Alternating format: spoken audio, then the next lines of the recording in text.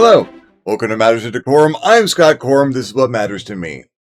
It's been a hot minute since I've published a role-playing supplement, a couple of months at least, and mostly because I have holes in my brain and it's hard for me to motivate myself, and I've had a whole bunch of other stuff get on top of me.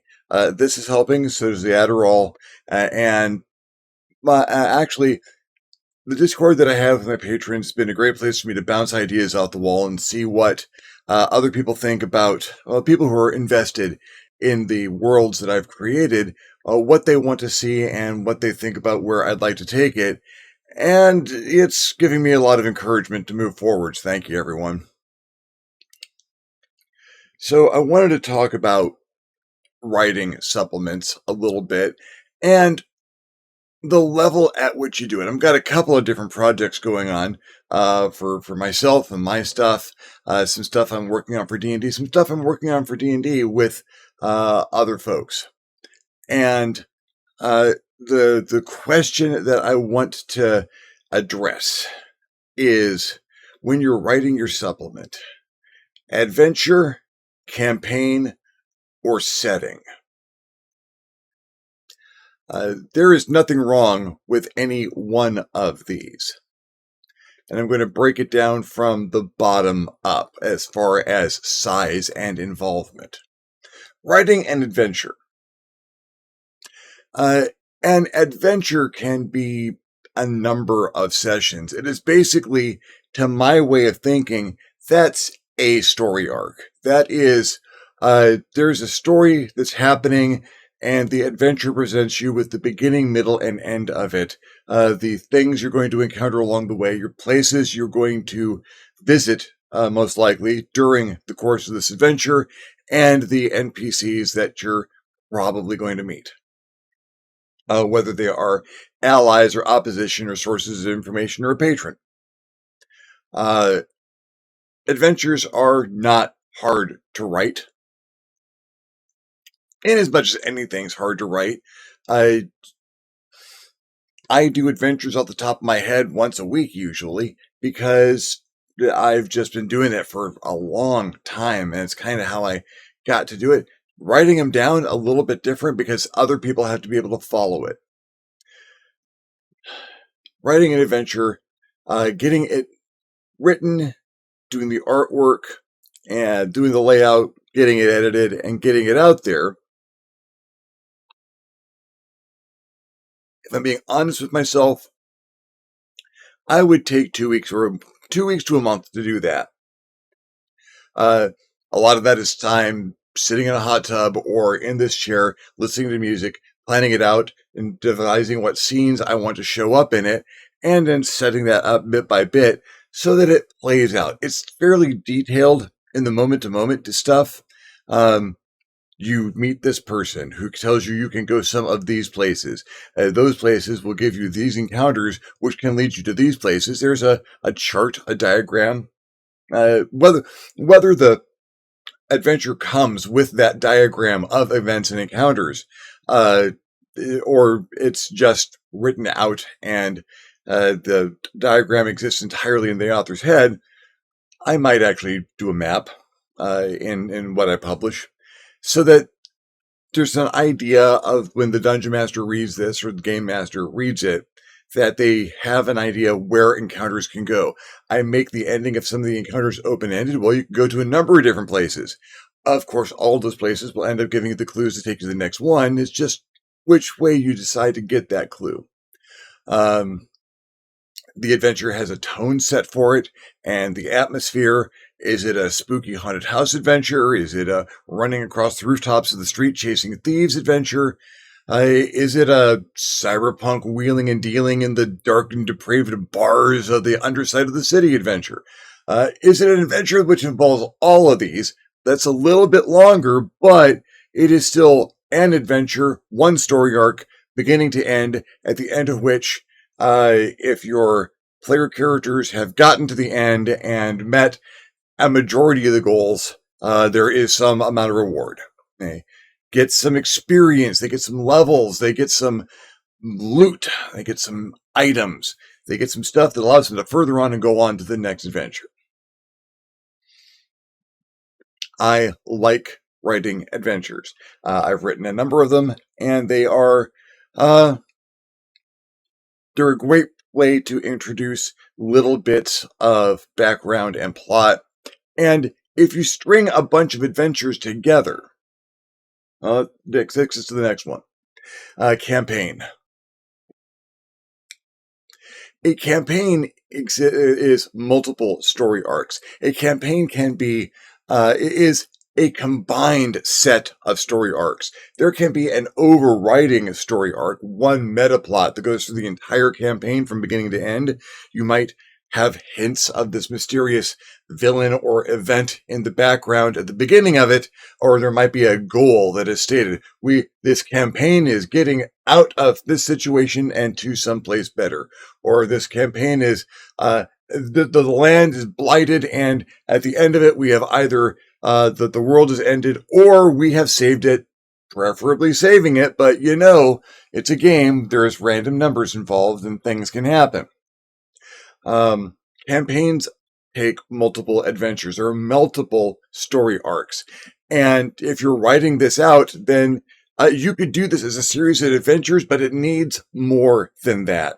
Because when you have an adventure, you can have the adventure on rails. You can sandbox an adventure a little bit, well, you can throw in a lot of extraneous information as the dungeon master. Well, we don't want to go there. We want to go there. Okay. And the dungeon master can certainly let you go there, make up what's over there off the top of their head if it's not written in the adventure, but still give you some of the hints and clues that the adventure needs you to have.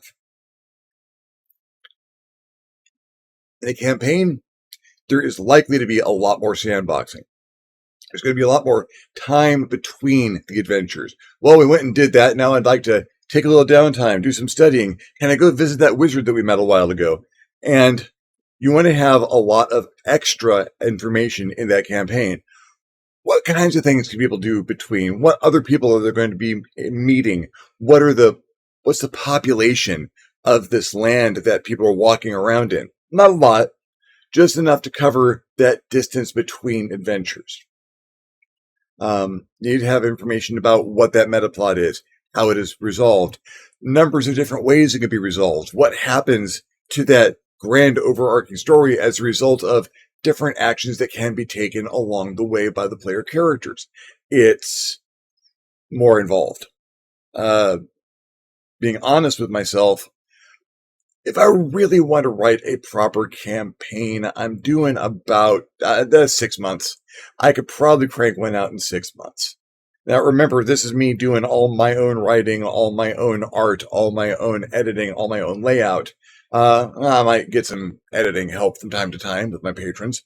They have all volunteered their time and effort and talents, some of whom are very talented at it, to read my stuff and tell me what does work and what doesn't, and where I've made mistakes with my grammar and language, which does ultimately help me make a much better product. But everything else is sourced here. I could probably crank out a campaign in 6 months. If I had started with a good, solid idea. Again, a lot of that time is sitting down and thinking what could happen next. What kind of scenes do I want? Campaigns can have a number of different tones. You can go from that haunted house adventure into a running across the rooftops adventure, into a dark underbelly cyberpunk adventure, and without having to pack it all into one story arc. These can all be multiple story arcs. All of your story arcs can lead into the meta plot. Maybe not all of them. Maybe there's a red herring here and there. Maybe there's an event that has nothing to do with that, but you let the player characters draw the lines. And wait a second, maybe that has something to, oh yeah, that's entirely possible. Good spot. Yeah, a little extra stuff. You have room for fluff in a campaign. And there should be fluff in a campaign. It's not like you're writing a movie script. It's not like you have to pad your runtime to make this happen. It's that you've got people running around in your world who are invested in what's going on there, and they might want a little more of it. You're not so much padding your runtime as you are offering value-added experience. You're giving people a little bit more. Well, how about, I wanted to go shop for weapons. Now, you can either say, well, they're in the player's handbook right there at that page. Go ahead and buy weapons. Or there's a weapon shop, you can buy some weapons.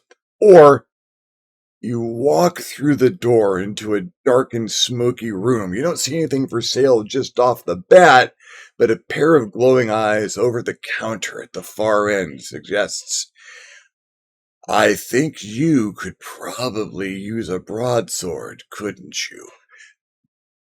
Everything that can be done in a campaign can be done for flavor, to add a little more spice. And writing that kind of information into your campaign, again, value added. That means you get to go back to that shop as a source of information, or as an NPC that people can know, or the blacksmith in the back can give them some hints and clues. They might be able to pick up a feat or learn some ranks in a skill there. Little bonus things, not usually included in rules and downtime, but feel free to throw some bonus stuff into a campaign. Wow, this is a kind of a special thing and it's not usual, but if you spend enough time sleeping in this particular establishment, you're going to pick up the Tavern Brawler feat. It just happens. Now, that campaign can be the entire lifespan of the player character group. That can be, we're going to make these characters at this level, and by the end of the campaign, they'll be a higher level, and that's it. And then we'll make us new characters and play a different game. That's awesome. Or that campaign can take part in a compelling, much larger setting that is just the first of several campaigns that are going to happen in this place, this setting. Settings are involved. Settings are places where campaigns occur, and they're a different beast than the adventure and the campaign. Because if you're writing a setting, you are creating the sandbox. Maps. And the maps of the area that are encompassed, and maybe some areas around that, if there's going to be some political intrigue. Cities and towns and trails. Those maps are going to tell huge amounts of the story about what this place is. Oh, those are mountains. Those are lakes. That's a dark forest over there. I created a dark forest off the top of my head for a game in this using the Strixhaven book from D&D. I wanted to run something a little bit different, so I'm playing a Gloomstalker Ranger, and I wanted that to be something a little unique. So I created a dark forest called the Emmershad, which is a nice setting element. And now in my head, that fits into part of this larger map. What's the demographics of this area? What races exist here? How are they interacting? Who are the well-to-do people? Who are the impoverished people? Because your setting should have a wide economic diversity. Because economic diversity drives conflict, and conflict is what you want in your campaign. You can make a setting where there's absolutely nothing wrong and everyone is getting along, but there's not going to be a lot to do there. No, not until the Fire Nation attacks. Conflict. The setting does not have to include anything to do. It probably should.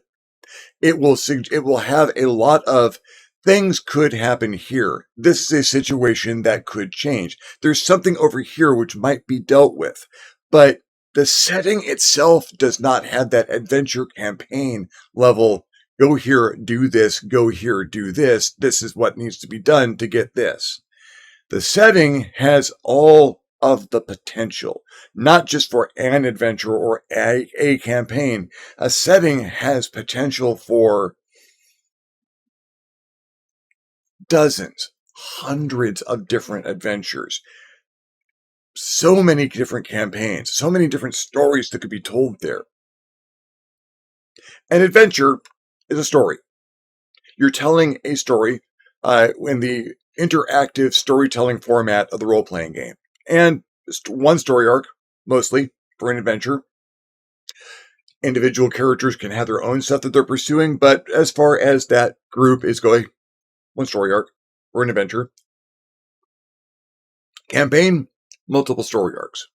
You are addressing an overarching arc that is the meta plot of the entire campaign, and then a bunch of smaller story arcs that are the adventures within the campaign, driving the story of the meta plot to its conclusion. A setting does not have necessarily a story. It can have a history, and should. History and lore and information about things that have happened there and things that could happen there. 5,000 years ago, the earth split asunder and things crawled out. All of that. Amazing stuff, not the player character story. All of it could be incorporated. A character, or someone who is looking at the setting book isn't going to go, well, what kind of character will fit into the party? What kind of character is going to be useful on this? Are we going to be doing any dungeon delving because there's going to be traps? I should probably play a rogue. No. The player looking at the setting book as they start to think about what kind of character is like, this place is fascinating. I'd like to have a character that comes from there. I like the history of this place. I'd like to have someone who's a member of that family. I think that cursed land over there, that is just horrible, but someone coming from there would have such a different insight. I'd like to play that. You find your inspiration from the environment as opposed to the situation. A setting book can have so many different levels of detail. If I was doing a modern day campaign, and I wanted to have a setting for it, thinking about actually writing a source book for playing Call of Cthulhu, or that kind of campaign in Los Angeles in the 1930s and 40s. And that, while there's a lot of information I could put there, I don't have to build that world. There's a lot of information that can be taken. We know the Earth. We know the general composition of it. I might need to include a couple of notes about the broader world and how it was different in the 30s than it is today, but I don't need to talk about the atmospheric composition or what the geography is like. That's there already. We have that knowledge. I can focus in on the details of what the buildings and the neighborhoods are like and what the organizations and the people and the culture of the time. But if I'm doing a fantasy world, a fantasy setting, even if it's just one country or a continent on a fantasy world, then I gotta start from scratch. I could start from someone else's fantasy world, like do it in I think if I'm writing D&D material, I can use Forgotten Realms and maybe Greyhawk. And okay, there's a world established. I can set up my own corner of it and fill that in. But short of that, you're free to do as much or as little as you like. This world has oceans that have sugar instead of salt, or the mountains are almost entirely comprised of a rare metal covered in a thin layer of stone. There's whatever wonders you want to create, you can, but everything has to be there. A setting book should not leave the dungeon master or the players looking at it going, well, this is good, but I really need more to make this live in my head. A setting book needs to be the world. And everything that the people can see, hear, smell, experience, taste, what the food is like, what the building is like, the architecture, the art styles, and many of them, because it should comprise a number of different lands and cultures. Sure, feel free to borrow from existing cultures. I've often used Europe as a model for this and put a lot of dramatic influence and Spanish and some French influence, change the names around, juggle up some stuff. Some folks have better sailing ships. Some folks have better firearms, if they have firearms at all in this particular world. The metal from over there is different. But it needs to be full of details.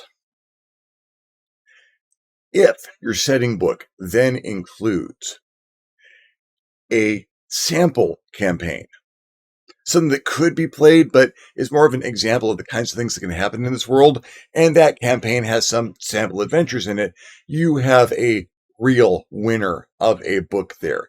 I've got some books like that planned, but let's talk about, the adventure, 2 weeks to a month. If I'm being honest with myself, everything that's involved in that, the campaign, 6 months. I want to do 6 months for a campaign. That's all on my own. If I'm the person who is doing the majority of the work, 6 months of man hours, single person hours to get that out. Setting book, oh man, that could take years.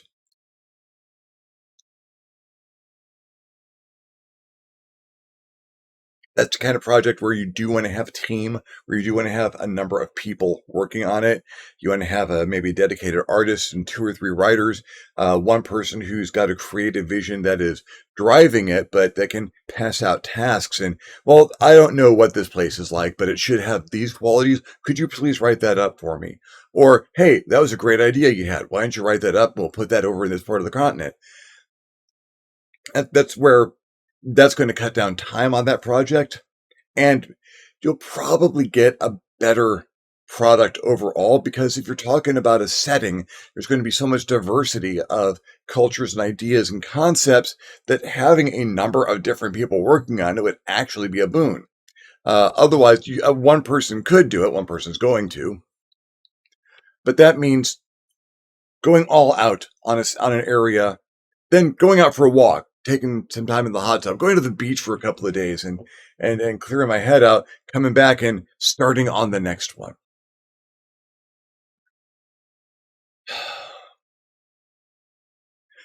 These are not the only kinds of supplements that you can make.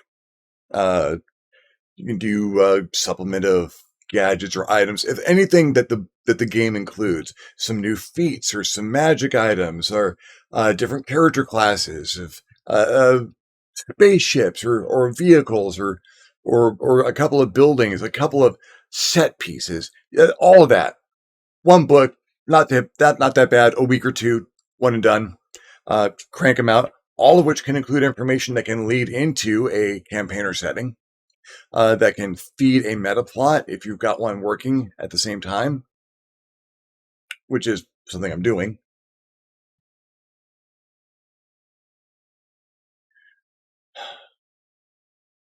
But for the most part, yeah, the big three in my mind are the adventure, the campaign, and the setting. You can do these at once, kind of.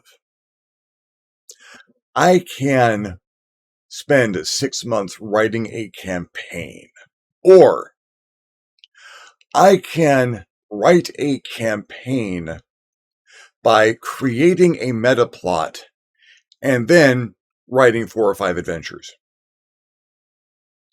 And then at the end, use that meta plot and that guide that I established at the beginning of the project to link all the adventures together.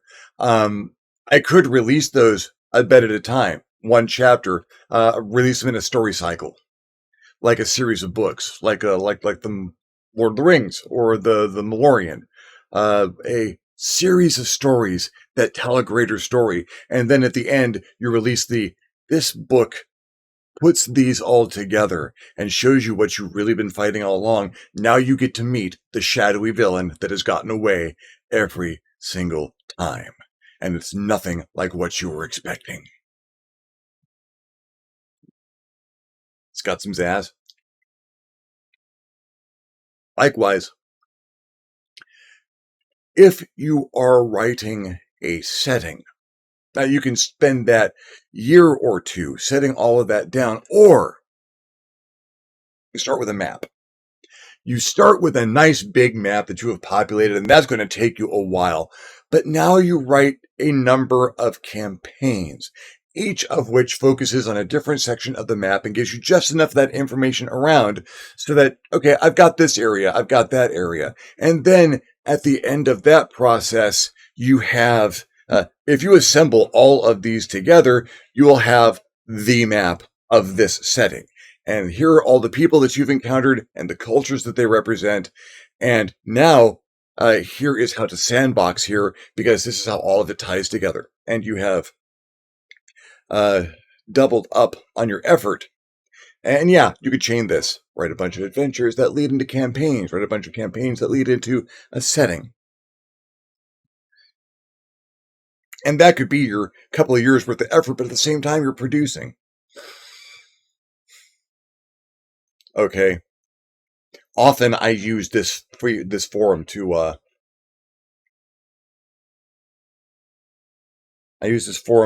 to get my voice out so I can hear my ideas and see if I can brainstorm a little bit. And I don't know if I'm going to employ that approach. I kind of like that approach. It's a good approach. Maybe not for my current project, but maybe for one in the future. I got time. Well, thank you very much for following me along in this particular creative ramble. Yeah, I'm going to be putting some stuff out. But rest assured, when I do put stuff out, I'll talk about it here. I've got some projects that are well along the way, and I just need to buckle down to make them happen. So that's probably the rest of my day today. If you liked the video, give me a thumbs up. If you didn't like the video, give me a thumbs down. Feedback is feedback. If you have your own experiences with adventures or writing adventures, if you're looking for anything in particular adventure-wise, or have your own insights on the process, things you'd like to hear me talk about, subjects you'd like to hear me cover, leave me a comment down below. I will love getting your comment. You'll love leaving me one. If you haven't subscribed to my channel yet, why not? My channel is awesome. You might want to hit the subscribe button. If you do, you probably also want to hit the little notification bell so you're alerted when my videos become available. If you would like to help the channel out in a more substantial manner, I invite you to hit me up my Patreon page, www.patreon.com/ScottCorum, and consider donating. Absolutely anything helps. Allows me to make better videos more often. In the meantime, thank you very much for watching. I'm Scott Corum. This is what has mattered to me. I will see you next time on the next Matters of DeCorum.